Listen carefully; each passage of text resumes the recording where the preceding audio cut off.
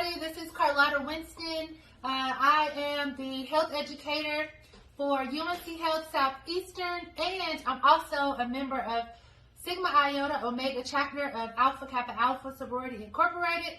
And today I will be having the honor of discussing with this young lady, Miss Samantha Powell, about National Nutrition Month and Colorectal Awareness Month as well. Colorectal cancer is another cancer that is prevalent in the African American community. And nutrition is something that we wanted to discuss because both of them definitely go hand in hand. And again, this is Miss Samantha Powell. I'm not going to say much about her because she's awesome, and I want her to have the opportunity to introduce herself and tell us and the world about the things that she has accomplished and give us some tips on both of those things. So without further ado, Miss Samantha Powell, everybody. Hi guys, thank you so much for having me to be a part of this amazing and most important avenue of information and education that is much needed in our community and our society as a whole. I am honored to be a part of this. My name again is Samantha Powell. I am owner and operator of Pursue and Recover Wellness here in Lumberton, North Carolina, established in 2017, but I've been a personal trainer now since 2009. I started out doing the training in ministry at Faith Tabernacle Christian Center, where I am also the health and wellness coordinator there. I do a lot of education. I am also a wellness speaker. So this is right up my alley and something that is innately very important to me, especially with colorectal cancer awareness coming up in this month of March. I am a descendant of multiple family members that have lost their lives to colon cancer.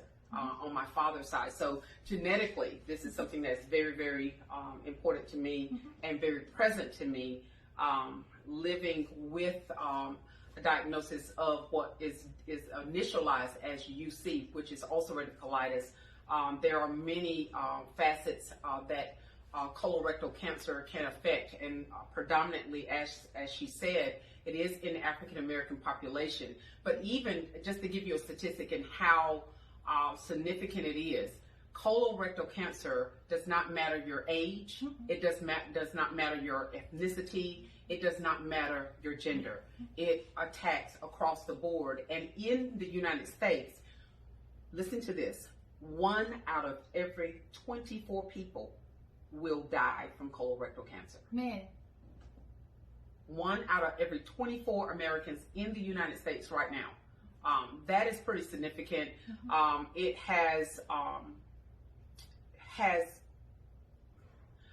it does not have the most positive outcomes, okay? Because it is so subtle, a lot of times some of the symptoms of colorectal cancer can be cramping, abdominal cramping, it can be diarrhea, it could be bloody stools, it could be weight loss, it could be as I said, I have a history of ulcerative colitis. Was diagnosed at 21. So because of the prognosis of colon cancer in my family, I have been getting colonoscopies since I was 22 years old. And just to piggyback off of that, what is the recommendation or age for that? What age should a person be to get a colon? The typical age for a colonoscopy is 50 years old. Okay. But I think because the statistics are so critical right now, especially even in the year 2019, there were 50,000 deaths to colon cancer. And we had an actor that passed away from the Black Panther. He had been diagnosed probably 3 years prior, but underwent radiation, chemotherapy, and all of those things. And the thing that is troubling about colorectal cancer is that it can metastasize, and a lot of times it goes towards the liver or the kidneys, our major organs. But because it can hit any age and any gender at any time, they are now stepping up to make a reconsideration on what is the exact age that colonoscopy should be performed. So that is a plus, because we've missed that. A lot of times by the time someone is diagnosed, they're already at a stage 3 or stage 4. So I've found it to be very, very helpful and very beneficial for everyone to be informed, because it's not one of those cancers that will skip you.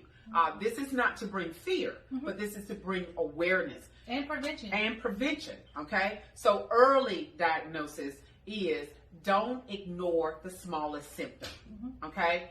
Don't ignore it. It's one thing to have eaten bad food, okay, and have, an upset stomach. Or my grandmother would say, honey, my stomach's sour today. Right, yeah. It's one thing to have that, or it's another thing to know that you ate high fiber. You ate a whole lot of collards, and a whole lot of cabbage, and a whole lot of kale, and you ate it all in one day. It's not that type of scenario. But if you are seeing that you're having a lot of fatigue, you're having a lot of stiffness in your joints, you're having a lot of where you don't want to have, you don't have any oomph, you don't have any get and go. Okay, your energy is down and you're 22 years old. Your energy is down and you're 30 years old. Your energy is down and you're 19 years old. The child's energy is down and they're 10 years old. These are things that you want to bring to the attention of the doctor. If there's a lot of constipation, they can't have a bowel movement, or you're seeing bowel that is the size of a pencil. It's very, very narrow passaging, or you're seeing a lot of mucus in your stool. These are the things that you absolutely want to let your provider know. Or blood, right? We don't want blood. Definitely, you don't want to see blood. Any symptom that is concerning should be concerning enough for you to let a provider know and to go to the doctor. Don't ignore it. For colorectal cancer awareness, for nutrition and whole, what can we take from today's message? Okay. For colorectal cancer, know your family's medical history. Ask the questions, okay? Even if you're not growing up, I did not grow up with my father. There's a lot of communities where you're being raised by a single parent, or grandmother raised you, okay? Grandmother raised you. Find out your history on both sides of the family. Age exam, but you can be proactive and preventive health and let your doctor know, hey, there's a history of colon cancer in my family, and I want to be checked. I want to be examined for that. That doctor can support you by way of your insurance paying for that. If they document it correctly and they put the right verbiage, then that can be something that you're going to be able to do. Make sure that when you're eating, that you're doing things that are going to help your gut stay clean. You're going to avoid a lot of liquid sugars. You're going to avoid alcoholic beverages. You're going to avoid wines and beers. Anything that is excessive. Cook at home. Don't use Lord, okay, or Crisco. You want to use avocado oil. You want to use extra virgin olive oil. You want to use canola oil, okay?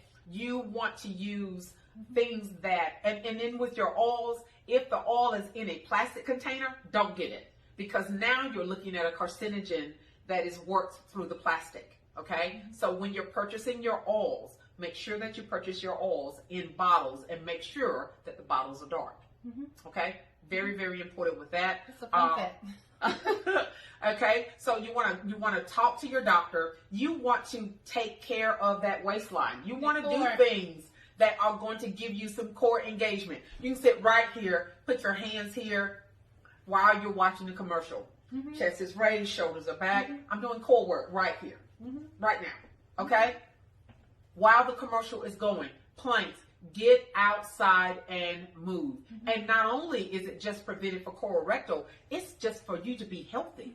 When you move, you ignite endorphins and dopamine, okay? Serotonin, that's when we're supposed to go to sleep, but that's also something that can depress you. So you want to get out and move, and you want to dance, okay? Put some good music on and move with that vacuum cleaner. Make that broom your partner and go at it, people. That's what you do.